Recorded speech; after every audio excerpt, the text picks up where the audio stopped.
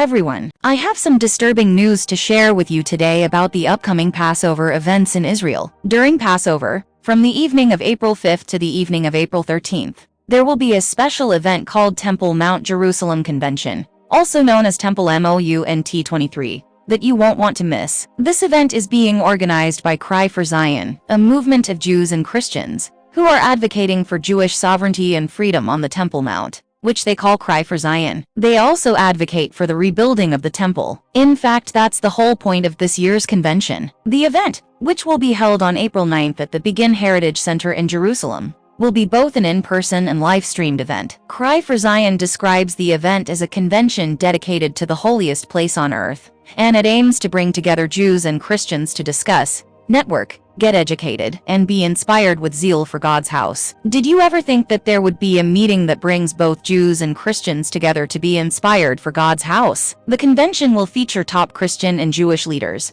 who will lead seminars and discussions, investigating the biblical vision for the Temple Mount and the current reality in Jerusalem. Attendees will also have the opportunity to get a sneak preview of an unreleased film project about the Temple Mount, which apparently promises to be fascinating. One of the speakers at the event is John Enrison, the Christian Relations Director of Cry for Zion. He expressed that many Christians are unaware of the current and future significance of the Jewish temple to Christianity. He said, "As a Christian, I know Jesus had a powerful zeal for the Temple Mount, and I want Christians to discover the same passion for what makes this place the holiest in the world, and what that means for the church." Enerson noted that there has been a gradual awakening in the Christian world to the significance of the Temple Mount, with an increasing number of Christian visitors ascending to the Temple Mount in recent years. He explained that the first convention held in 2018 focused on dispelling the hoax that the Jewish temple did not stand on the Temple Mount, which contradicts all archaeological evidence and biblical sources. This year's convention will focus on exploring the shared passion for the holiest place in the world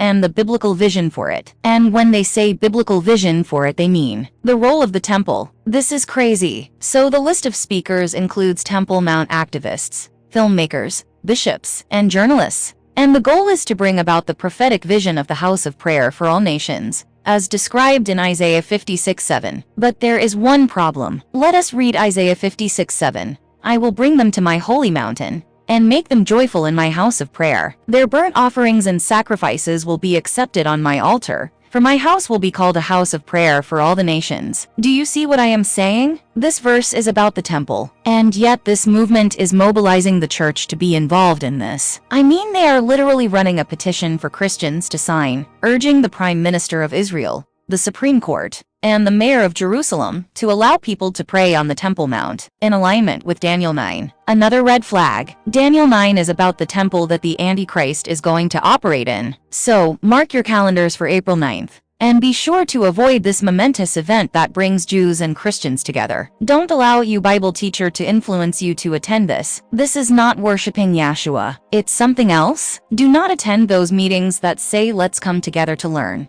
discuss, and be inspired with zeal for God's house. It's a scam. Temple Mount 23 Jerusalem Convention by Cry for Zion. This is my take on this issue. I will not sign the petition. I will not join the prayers. Thank you so much for watching.